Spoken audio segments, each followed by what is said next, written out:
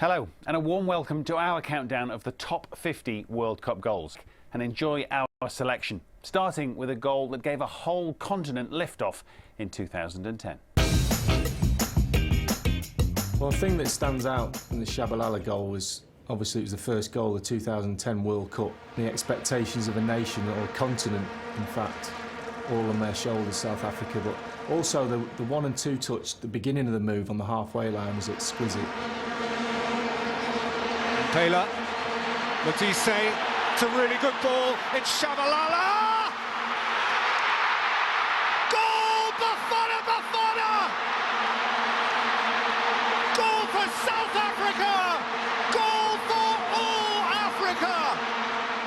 He unleashed this finish to match the move, and it was an absolutely wonderful goal. You kind of felt like the tournament had liftoff at that moment, you know, you just felt like the whole thing had... We're used to seeing it. We're used to seeing it with the technology, the lightweight footballs, the fantastic, lightweight boots as well. But with those heavy footballs like they had in '66, to be able to do that was something that Europeans hadn't seen. It was magical. There was big pressure on Spain as well because they'd lost to Switzerland the game before, and so it was imperative that they got a win. And against Honduras, people like David Villa stepped up to the plate. Nice ball from Piqué. Villa. Still going, lovely feet from David Villa. What a goal! What a goal! Quick feet, sort of pulls it back on his left and then back on his right, and he just gets that little half a yard, and I think he's falling back when he hits it, but it's absolute exquisite finish, and it was a perfect solo goal for Spain.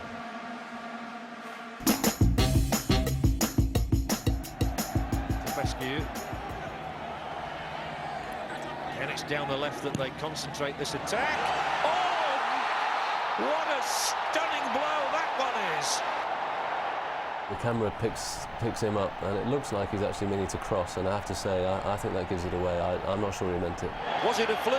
I don't think it was. Give him the total credit. He's a great player, and he probably thinks he deserves the benefit of the doubt. The fantastic thing about the Borghetti goal is that I just can't remember seeing a header like that in any game. Blanco looking for Borghetti. Oh, he got a good touch, and he scored a very good goal. Did he quite know where the goalkeeper was? Who knows? It was Buffon. He's beaten him. Superb finish. It's become an iconic World Cup goal. Look, it was a great strike. Let's first and foremost, let's applaud the actual finish. We were talking about Miller, good turn. Miller inside the penalty area. Higuita off the line. Roger Miller's done it. Great Sele. He sort of engineers it for himself from on his right foot and onto his left side, but he hits it so sweet and so true. Everything about him was immaculate. His touch on the ball was exemplary. His vision was fantastic. His ability, to keep his head in a situation like that.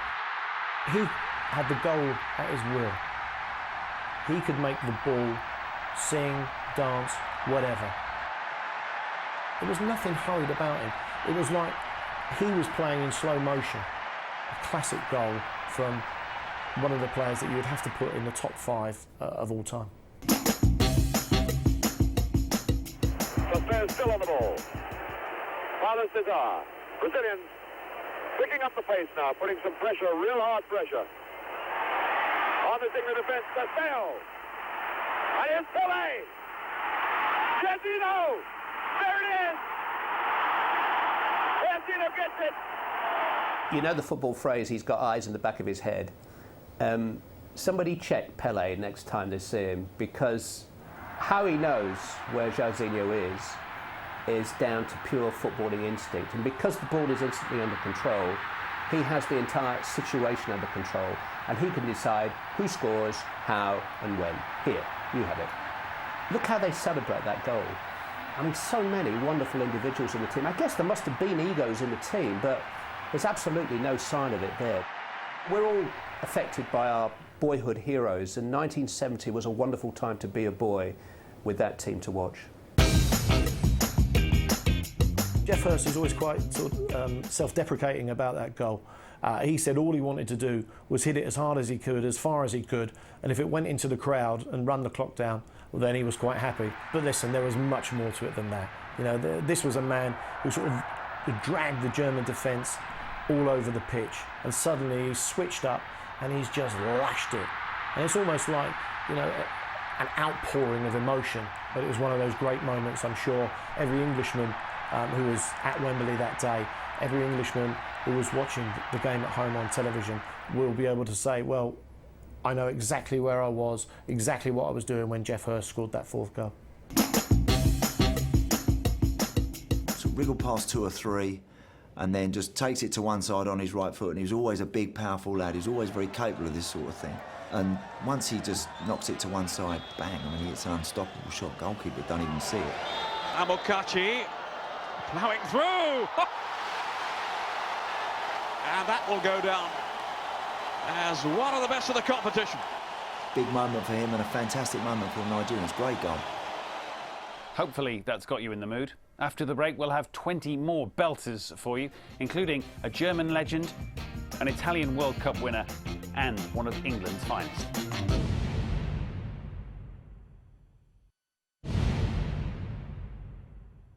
Welcome back. We are counting down our top 50 World Cup goals of all time.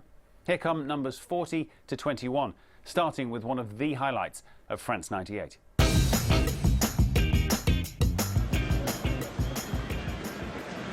This is Najenka.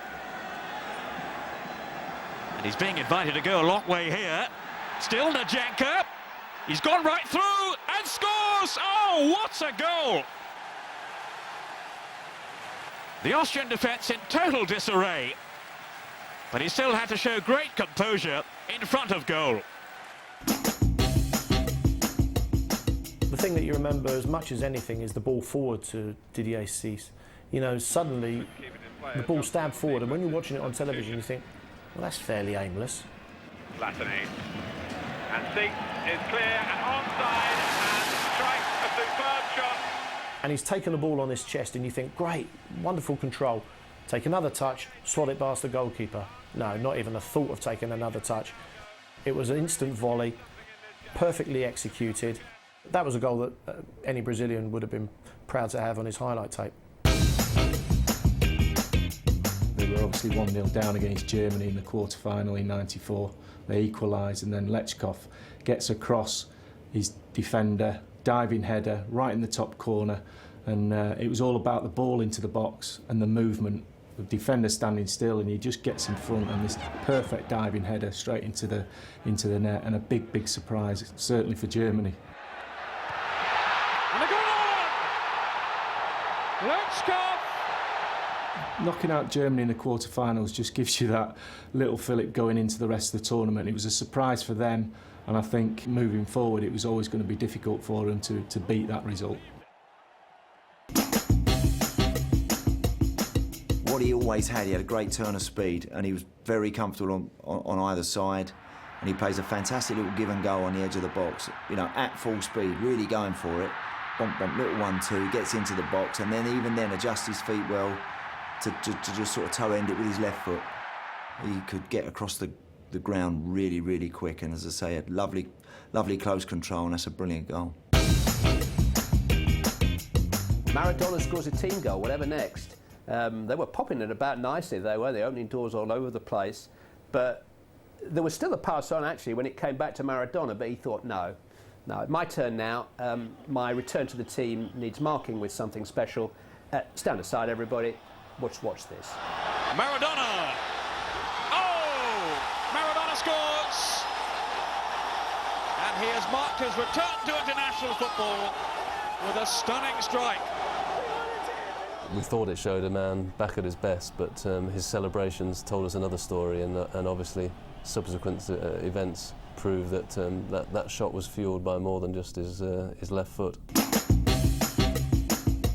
Well, Fring's goal is great because the ball comes to him a little bit slow. It gets played across, and when the ball's coming across you have to wait. His technique's ready to go, but you have to wait for the ball to come across your left foot, then plant your left foot, and so the defenders are closing you down. You've got to be patient and know the timing of it, and he gets it absolutely perfect.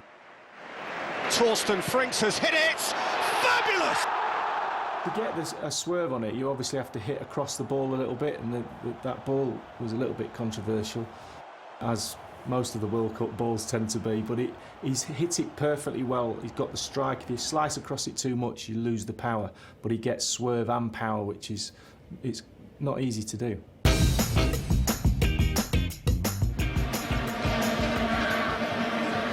Ilano. Maicon getting forward and in behind North Korea. Maicon drives it in! Maicon's goal, I have to step in here and join the fullbacks union. I think if it had been me scoring that goal, everyone would have said it was a fluke and it was a miss-hit cross. But the fact that it's Maicon and he's Brazilian, I think says all you need to know. It's a fantastic swerve on the ball now. Did he mean that?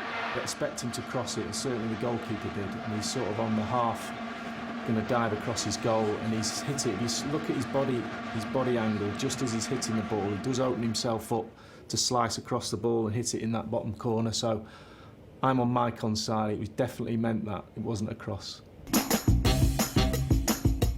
Another great goal, this one, from Anatoly Bishevitz, who effectively, when he's running at the fullback, you're not quite sure whether he's going to come inside or go outside. That's always a bit of a problem for the defenders, of course. And when he decides to come inside, he takes that extra sort of couple of touches to just get the right, for just the right moment, just needs half a yard just to really hit that with his left foot. What a good goal! What a marvellous goal from Wiesbeck! Picks that out of the net. We won't see a better goal than that in this World Cup. He hammers that right into the top corner. It's a brilliant goal. There haven't been many players in the history of the game who can run with the ball faster than the defenders running without the ball. And it helps, of course, when you get them running backwards, and it helps when you've got that kind of balance and manoeuvrability that Maradona had. Here's Maradona now. Is this number 2? Oh, brilliant. His speed across the ground with the ball tied to his foot is what made him so special and what made that World Cup his World Cup. When he receives the ball just on the half turn, as soon as he gets it, he's running. And then once he skips past that first challenge, once he eliminates that defender, then all of a sudden you know that there may be trouble ahead. Matthäus with some space. Supporting play, Voller and Klinsmann. Matthäus can go again. Oh, great goal! Very good at eating up the ground that was available in front of him, gets to the edge of the box and not afraid to shoot. You know, excellent finish.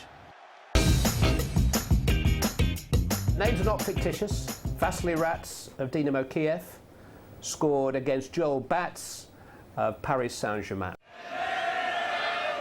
Keeping possession comfortably enough. Given away then by Lenikov. Bedanov. Shot from Rats. Magnificent goal by Rats. So here's the quiz question. Name another instance in the history of the World Cup when the goal scorer and the goalkeeper's names rhymed. I don't know. And the technique, well, just unrivalled, unquestioned technique. Now Cerezo, Leandro, 2 men only in the box at the moment. Oh, that is a great goal! What a magnificent goal by Vico! An overhead kick like that in a pressure game, magnificent. To me, one of my heroes. At that time, we weren't used to seeing too many people throw one leg up first and then bang, hit it with the trailing leg. And, you know, when you see goals like that, wow, you know, it's a real moment. That 1982 team was absolutely magnificent, and probably the most crazily exhibitionist goal you'll see. And now Serginho on the burst. Chance here for Eder to make it 3. Oh, what an intelligent flip. Oh, that was pure genius. He could have done anything with it, but in the end he thought, well, OK, I'll just show you what else I can do. I've got a little chip, a chip that humiliates goalkeepers, because there is nothing worse than standing there and watching a ball go over your head and there's absolutely nothing you could do. And there it was, in the back of the net, a goalkeeper flat-footed. It's a dramatic goal because it means so much. It's the last minute of extra time. It puts England into the quarter-finals of the World Cup. A split second before he scores the goal, David Platt is facing his own goal. He's outside the width of the Belgian goal, and the ball is dropping towards him from quite a height from Paul Gascoigne. So to follow it round, which he has to do as he pivots and spins, and to actually catch up with it with your foot, and then strike the ball as cleanly as that is some skill to perform. Chin. As soon as all there, you think it's special, absolutely special. To do that in such a high intensity, hyper-fast game, minutes from the end, like to be able to talk off for the great England goals in the World Cup. Gascoigne chips it in. I think he's hoping for the best. I think it would be pushing it to say that he knew exactly where the ball was going to land and that Platt would swing a volley onto it. It's a brilliant finish, fantastic finish, and a crucial goal for England. I remember Ian Wright talking to David Platt at the training ground and saying, Platt, that goal was lucky. And Platt came out with the age-old saying, you know, the more I practice, the luckier I get. Talk about vision, talk about awareness. You know, you talk about sort of, you know, great players seeing pictures and painting pictures in their mind that ordinary mortals can't see. Well, that ball was the absolute epitome of that. Oh, that's a lovely ball through. Danger here from Stoichkov, who'll get inside the Mexican penalty area. It's a wonderful strike. Terrific goal for Bulgaria from Hristo Stoichkov. When they broke with such pace, and you can see him at the top of the screen just sort of herring off on this run. He goes past one without the ball, and then he's put a great through ball into his path, and then the covering defender, who's really deep, comes across and he leaves him for dead as well. Gets it on his favoured left foot and smashes it in. It's an absolutely brilliant goal from a brilliant player. Giannini.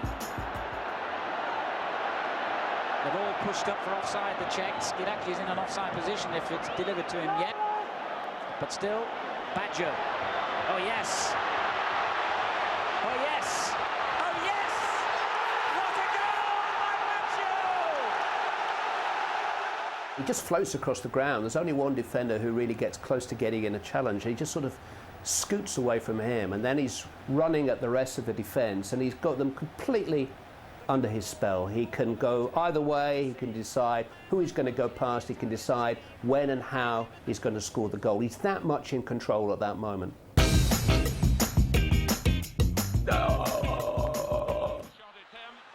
His first touch just scoops it onto his left foot, and then almost falling back, he's challenged, and he kind of like falls back and hits it on this like half volley.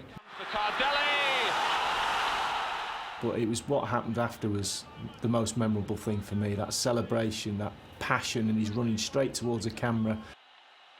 The emotion in him is just, I think, encapsulates everything about a World Cup in that one moment. He was one of those great players who could step up into any position. You know, he played at fullback, but you could have put him in midfield. Breitner coming forward. Breitner's shot! Yes! What a beauty! He was a left back, and here using his right foot with, whacking a cannonball. Two-footed player, great player. The fantastic thing about the Jairzinho run, a great finish, great goal, but it's the build-up. Jairzinho, Pele, drops down. Nice little touch off there from Pele. Jairzinho, and he's round Matosas. What will Matosas do here? He scores! Yes! There's a little flick from Pele just in the centre circle, which sort of gets the whole thing moving, and it's a tiny, tiny touch, but the class of the mark of a genius. Brilliant. There were fast, athletic players back in 1970. And Jairzinho was one of them. He outruns the defence, almost outmuscles the last defender in order to score the goal. Well, the beauty about this Klinsmann goal is how he finds the space in the box. Thomas Hassler, has he got a shooting opportunity? It's a little bit wide. Balls to Klinsmann. Oh, what a goal! Jurgen Klinsmann, that was class. He's almost being marked, he's running into the box, he gets to a certain area, and then he just pulls off into a little bit, and I think he uses his for the ball, and the technique around his perfection. Goal pass continued after break, including a starting moment G's full track. The most famous Brazilian of them all, and an England World Cup hero.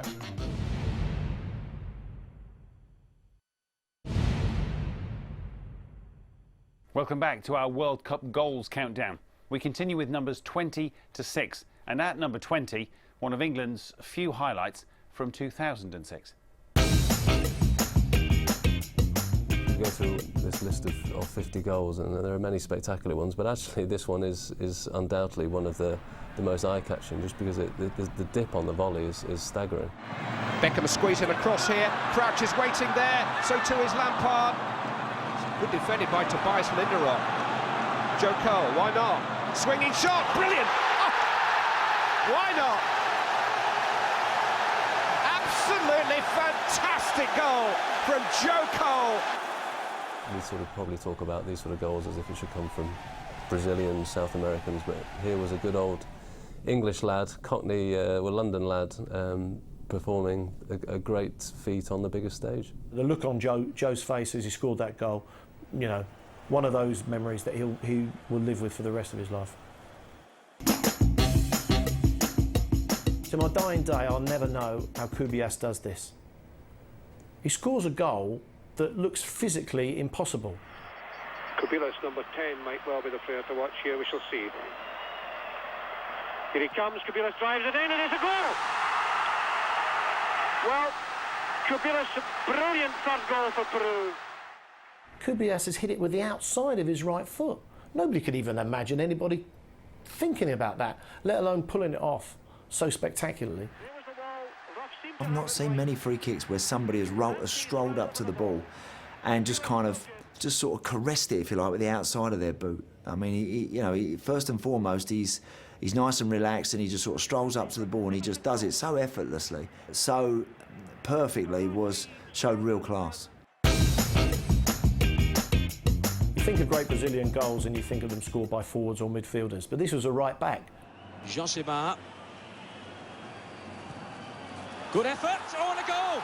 A gangly, spider-legged right back whose limbs didn't look as if they should be attached to his body. They had a life of their own. But suddenly he's galloped forward, and it was a fantastic goal.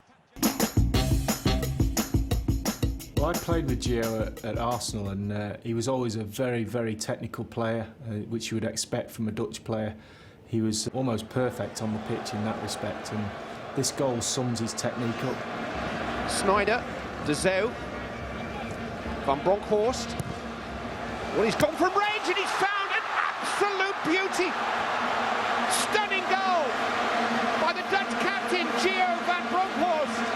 He basically just hits it straight and it goes like an arrow straight into the top corner. Absolutely brilliant goal. I think purely for the distance that he was out there, the magnitude of the game, I do think that probably was the best goal of the tournament, yeah.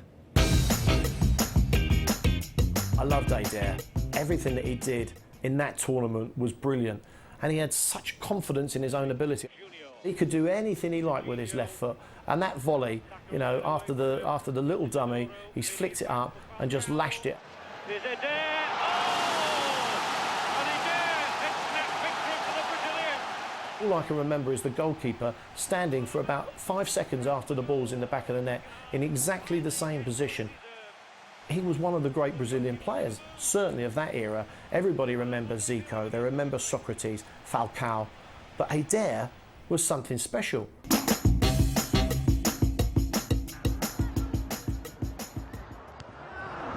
Headed away by Henriksen, came to Garcia, and then Rodriguez, oh!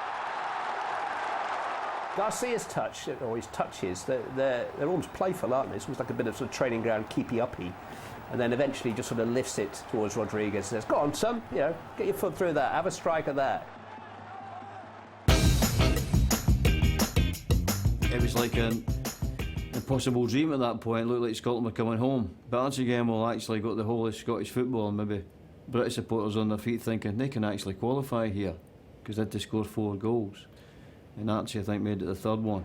It's just a wonderful, wonderful goal. The hard part is actually his final touch.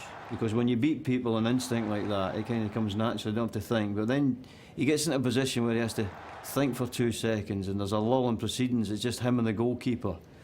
And after beating play, he actually relax and concentrate back on that. A wonderful finish.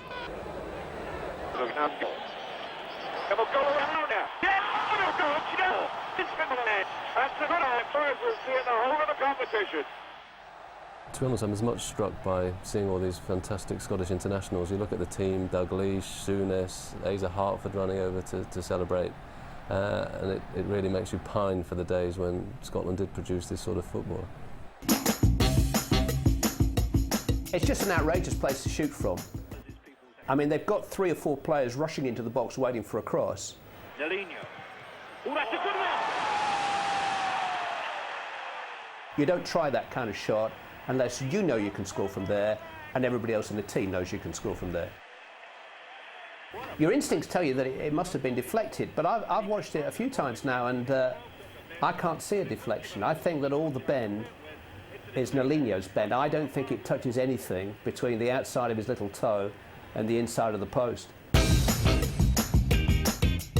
Bobby Charlton, left-footed or right-footed? He could go left foot or right foot. It wasn't a problem for him to have a shot off either side. I guess the answer is with the foot that he carries the ball from inside his own half at great pace, his left foot. But then that just makes the shot with the right foot all the more special, doesn't it? He's taken the ball from his own half, he's taken it at pace. He does a little sidestep to just give him half a yard and then hits the right footer straight into the top corner. It was a magnificent goal. I think, you know, obviously 66 will be remembered for the final, but you have to get to a final, and goals like that enabled England to progress to, you know, one of the most famous nights in British football.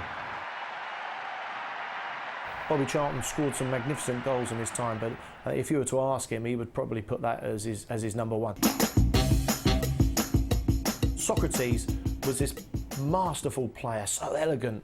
You know, he used to strut around. You never saw him, even in those temperatures. He didn't look as if he was going to ever break sweat. He strolled around, and then he could just pull moments of pure magic out of the hat. Moment's hesitation there. Owen still not clear as Besanov didn't quite connect. It's come straight out to Socrates. Socrates still trying to get the opening. Oh, Socrates! Whoa! What a goal! He took the ball. You thought, what's he going to do? Is he going to play it out right, out left? He can do anything he likes. He stepped inside, right foot, top corner. Goalkeeper didn't smell it. Brazil scored probably 5 or 6 of the greatest goals that you'll ever see in a tournament. You know, I remember thinking, you know, this is the way you want to see football played.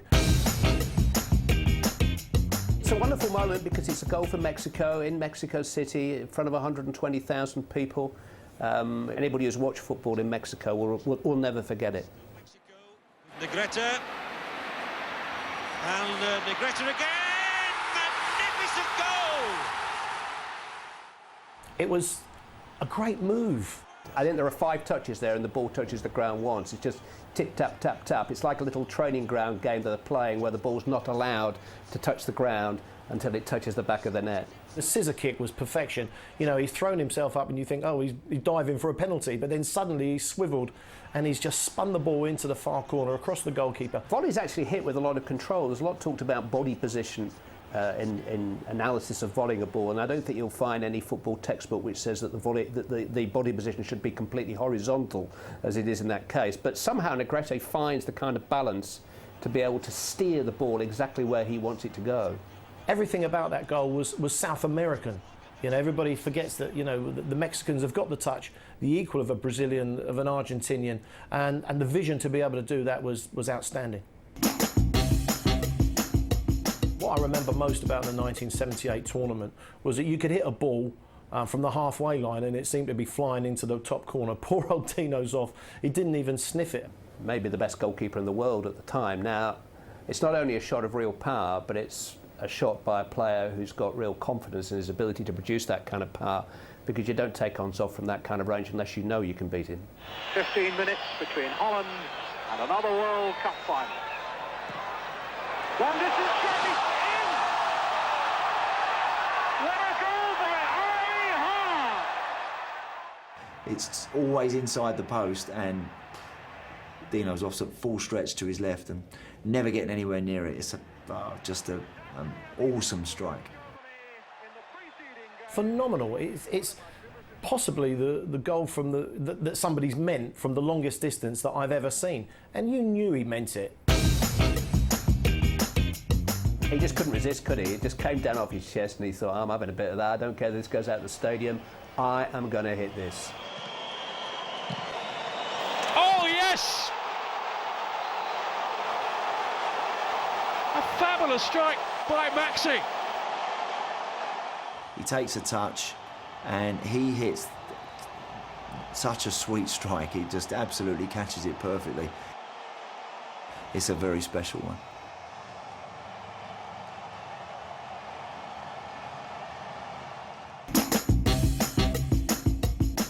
It was Pelé, a teenager, scoring a superb goal in a World Cup final. I think the context, has to be remembered, and that's why this goal definitely deserves to be up near the top. You look back at it now, there wasn't many young players, usually about 20, 21 when you started breaking into international sides. He was 17, well, it was, what's happening here, there must be something special.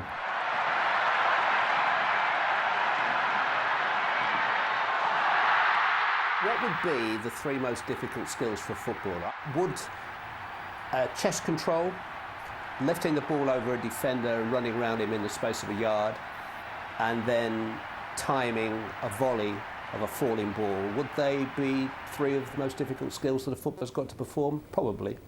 For a 17-year-old, my goodness, to do that on that sort of stage, to then have the ability to volley it and finish it like he did, give the goalkeeper no chance, that was very much the shape of things to come, because he was just an incredible player. He's still my favourite, and there's lots of arguments saying Maradona was the best player ever, but for me, it always will be Pelé. I guess we've still got a couple of great individual runs to come. Could be wrong, but a certain number 10 here runs probably as far as the other two famous number 10s put together before he scores his goal. It's some goal. And again, the Saudis break very sharply. What a terrific run this is. Wonderful piece of football. He's still in here. Oh, that's the greatest goal of the tournament. A fabulous goal. That goal was one of those where you go, I don't really think he knows what he's doing. He's just running with the ball. He's just running with the ball.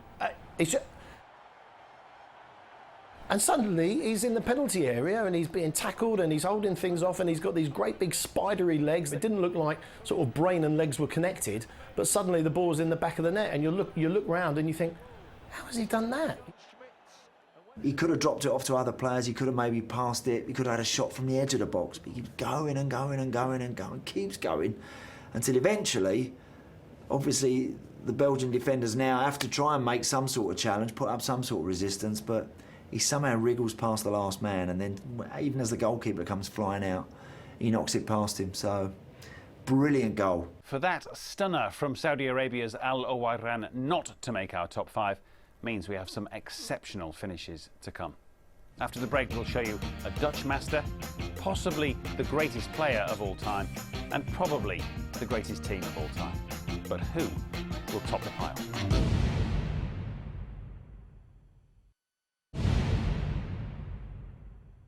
We've reached the top 5 in our countdown of the World Cup's greatest goals. So if you'll excuse the cliche, these 5 will have to be worldies. And with 1 or 2 apologies for parochialism, we'll start at number 5 with a young Englishman back in 1998. I think what was special about Michael's goal was the fact that Argentina was scared of him. That first part of that game, he tore them to pieces. And I think that's why they were so deep when he picked the ball up where he did, because they thought that they could retreat in numbers. I was in the stadium that night and Beckham passes him the ball and you think, OK, hold it up. We've been under a bit of pressure. Don't do anything silly. Let's just kill the game. Let's calm everything down. Beckham now to Owen, and here's another Owen run. He's going to worry them again. It's a great run by Michael Owen, and he might finish it off. Oh, it's a wonderful goal! What an amazing moment in Michael Owen's young career. He was so precocious at that time. A teenager who didn't have any fear. He said, well, OK, I may be a kid, but I'm going to take you all by surprise. And suddenly, the fear was in the Argentinians' eyes. As he moved towards them, they were backing off, and you're thinking, OK, now just pass it. And you could see Paul Scholes appearing out of the corner of your eye, and you're thinking, give it to Scholesy, give it to Scholesy. There was no way, having gone through a very disciplined Argentinian defence and beat 5 or 6 players, that he was going to leave it to Paul Scholes. and you think, hold on, that's one of ours doing that against the Argentinians. This really could be our night. This is sensational. That was Michael Owen in 1998. He was, fast as a blur to begin with, but just so wonderfully, naively confident. Nothing fazed him, nothing bothered him. He was on that stage and he felt that he belonged from the beginning, and so once he finished the run, smash it into the top corner, and that's what he did. You take away that memory, and you take away the memory of a press box, jaded, cynical hacks, if you like, all to a man. Even some of the Scottish guys in the press box, and I'm sure they won't thank me for saying so, were up on their feet just looking at each other in disbelief. And as the players were hugging each other and scrambling to get to Michael Owen, a load of journalists were looking at each other going, yes, and throwing our arms around each other. Laptops flying everywhere, pens, notepads, people just couldn't help themselves. I mean, here was a young lad coming in at this huge tournament and just treating it as if it was a park game. It was, I think, definitely the greatest World Cup goal scored by an Englishman, that's for sure. In terms of team play, in terms of almost everyone getting involved in any one goal, few would be better than Cambiaso's goal against Serbia back in 2006 in Germany. But that goal is just a brilliant example of patience.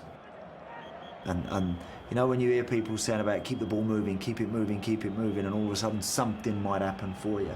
That's the classic example of it, where they keep it. I think Sorin, the left back, starts off with it, and he goes down the left, and then it comes back into the middle of the park, goes back out to him, and eventually it finds its way, sort of gets transferred to the right-hand side of the 18-yard box where Crespo and Cambiaso link up. Serbia and Montenegro just simply can't get the ball off them. It's Sorin again. Saviola. Riquelme.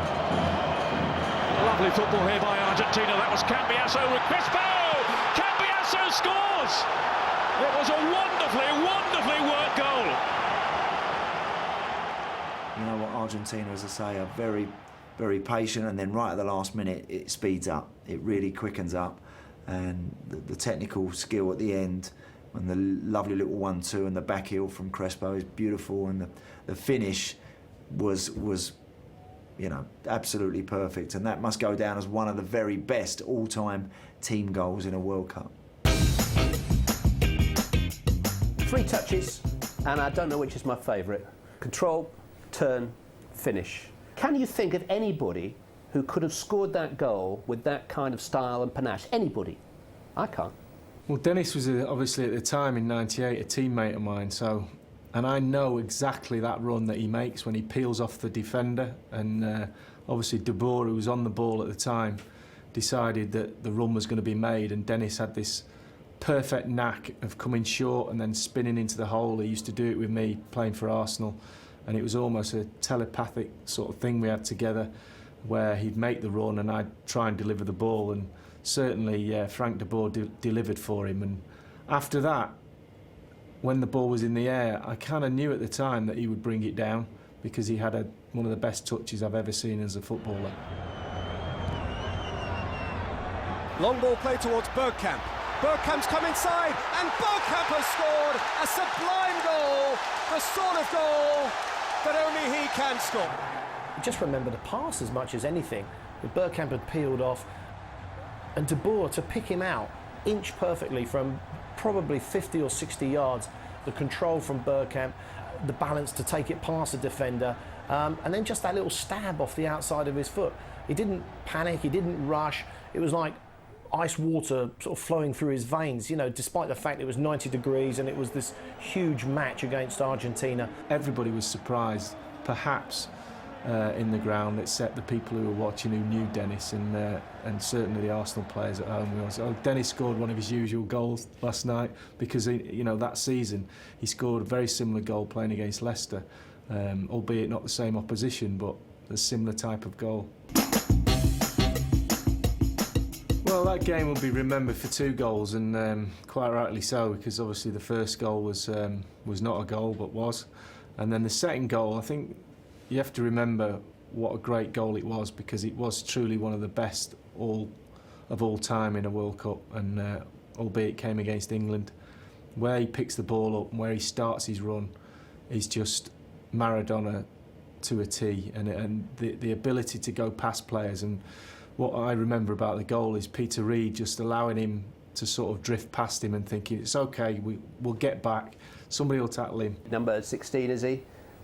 Starts to chase Maradona, and actually really for a chugger was no slouch over the first few yards, but after about 3 paces he kind of starts to wave him goodbye, and Peter satisfies himself with having one of the best views in the house and one of the best goals ever scored. I remember speaking to Peter about it a few years ago and saying, you know, Pete, why didn't you just hack him down on the halfway line? I said, you had the chance. He said, I couldn't even get close enough to kick him. He said, that's how good he was. I think, to be honest, now he looks back, he can also just feel a privilege to have been on the same pitch as possibly the world's greatest player, playing possibly his greatest ever game. But we haven't been able to control the play in midfield the way that Maradona has been able to do. And he's hurting England again here. It's a brilliant run. It's one of the World Cup great goals. The vision, the pace, the balance, but the strength to hold off 5 or 6 tackles. And even when Terry Butcher comes in and slides in, most players would have collapsed underneath it. But Maradona had the wherewithal to keep his balance, pick his spot. And although Terry Butcher will tell you he probably got the last touch, it's not one that he's ever going to claim. I think he's dethroned Pele. I've never seen such a wonderful player. He's fantastic. It is a fantastic moment, and David Pleat said it straight away. You know, this is the best player in the world now, and that was the goal, probably his greatest ever goal. It's the goal that the victory and the team deserved. It's what they could do. No other team at that World Cup could do that. Maybe no other team before or since has been able to do that. It is their signature moment. Carlos Alberto's goal is number 1, and quite rightly so, and it is my favourite all-time World Cup goal. It's my personal favourite. It's one I distinctly remember as a young lad watching. There's just a joy about it that I think sums up the 1970 Brazil side, and well, it makes you smile to watch it, doesn't it? It's exuberant, and that's what Brazilian football is. It only happened once in the 1970 World Cup, and we know who did that. I don't think Brazil are going to do it here. Erzino, faced by Facchetti. Oh, it's not a bad ball for Pele on the right side. It's Carlos Alberto. And what a great goal that was! Everything about that goal was was perfection personified. The little turns, the little drag backs, and then suddenly Carlos Alberto came charging up from the back. You know, he must have run 40 or 50 yards just to get on the end of it. It was absolutely magnificent. Their movement, their passing, their patience, their ability to take people on. That goal had absolutely everything. But the best thing about it for me was when Pele eventually gets the ball from Jairzinho on the edge of the box. There's players around him, but nobody goes to put their foot in to tackle him because they know how good he is. And he just gets the ball, he turns, he stands and he waits. Now, only Pele could do that on the edge of the box. And the actual pace on the ball he puts, he almost invites him as he hits it. I can imagine him saying to him as he make the run, go on, hit this is for you. It was just like the ultimate sort of team goal from the ultimate team for me. And I haven't seen one that better it yet. I've seen some great ones, seen some amazing goals, but I haven't seen one that better that yet. So our vote for the greatest goal of the World Cup goes to surely the greatest World Cup team of all time, that extraordinary Brazilian winning side from 1970. We've seen some blisteringly good goals and hopefully brought back some great memories. See you next time. Oh, it's not a bad ball for Pele on the right side. It's Carlos Alberto. And what a great goal that was!